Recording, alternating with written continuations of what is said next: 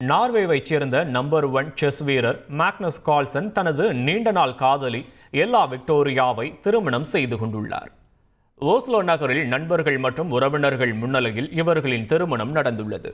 Carlsen பங்கேற்கும் சர்வதேச போட்டிகளில் எல்லா விக்டோரியா தொடர்ச்சியாக வந்த நிலையில் இருவரும் தற்போது திருமணம் செய்து கொண்டுள்ளனர்.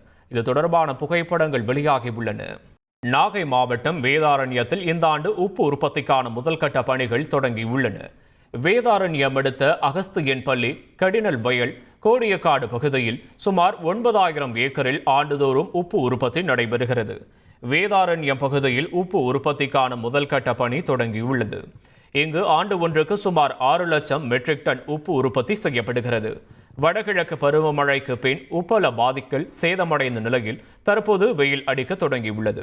இதனால் உப்பள பாத்திகளில் தேங்கிய மழை நீரை வெளியேற்றும் பணியிலும், சேற்றை அகற்றி மணல் கொட்டி புதிய பாத்திகள் அமைக்கும் பணியிலும் தொழிலாளர்கள் மும்முரமாக ஈடுபட்டுள்ளனர்.